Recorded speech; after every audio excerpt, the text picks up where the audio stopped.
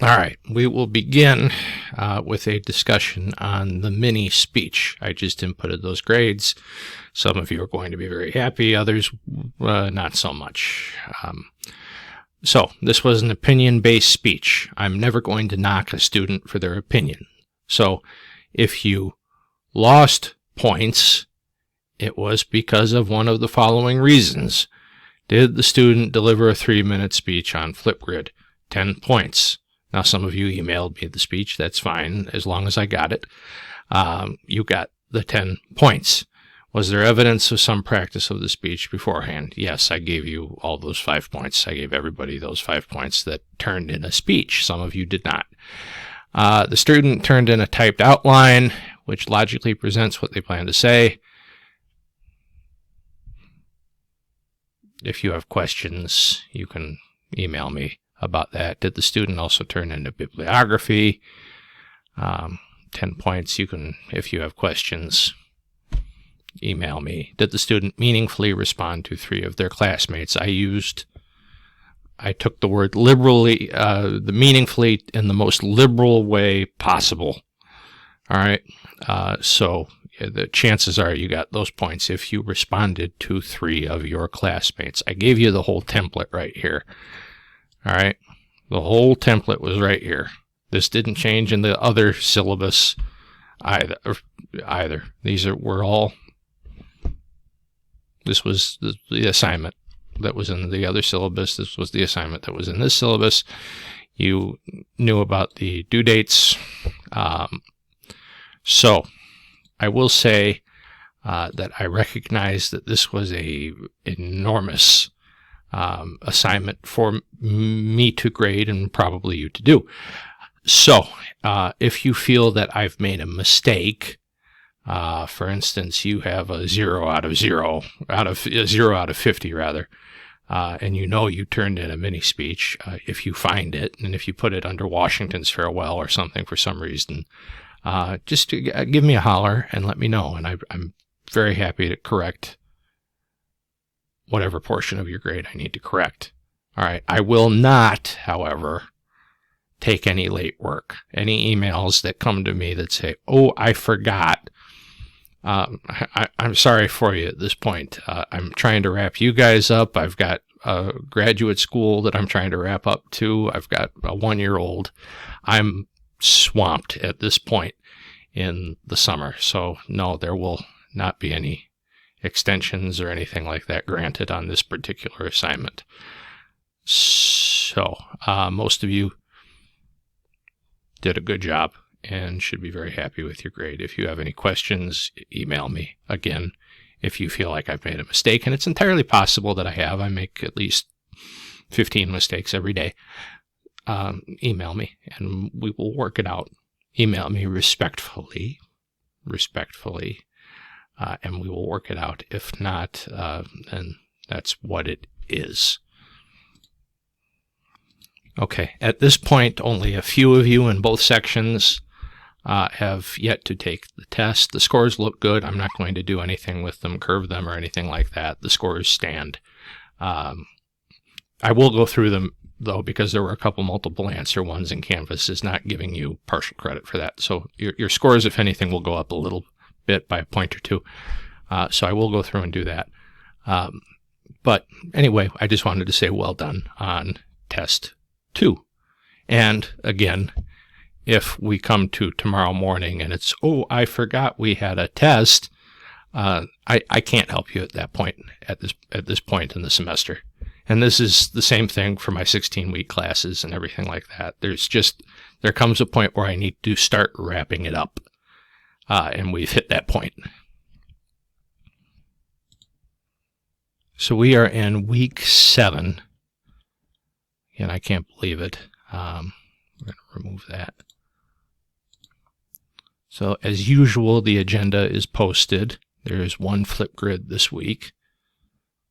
The Federalist assignment, the Federalist paper assignment, and let me just show you where that is in the syllabus.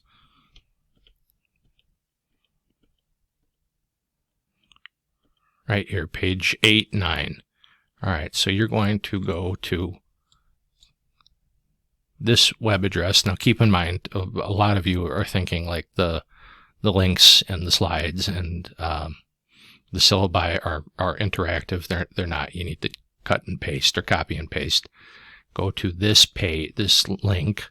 It'll take you to the Federalist Papers. If this link for some reason doesn't work for you, the Federalist Papers are readily available on a billion websites online. All right, so you are going to fill out an analysis worksheet, which is this, on page 10 mostly, on each paper 10, 47, 49, 50, 51. All right, then you will go to Flipgrid and read your answers. You will read your answers in the following way. Federalist paper number 10 was written by Jonathan Parker. Jonathan Parker wrote the paper on July 10th, 2022. His intended audience was the people of the United States of America. 4 of the big ideas that Jonathan Parker proposed was that he deserves a raise because he works hard, that he should, talk to that landlords, especially his landlord, should give him a reduced rate of rent, that gas should be less expensive, and he wonders who to talk to about that, and that he should always have as good a students as have been in his summer 2022 class. He wrote these papers. For what purpose was the paper written? To talk about his gripes. And I don't know. I'm just messing around. Do you feel that we have stuck with the big ideas you listed in question 4 as a country? Now, people have a tendency to say, I don't know about this. I'll be serious now. You're a citizen of the United States, or in a couple of your cases, you live in the United States and you have lived in the United States for a while. That's enough of a credential for me. And 2 questions that are left unanswered by this paper, and I will gather those up. And if I happen to know the answer, because sometimes you guys stump me and I don't, I will answer them for you.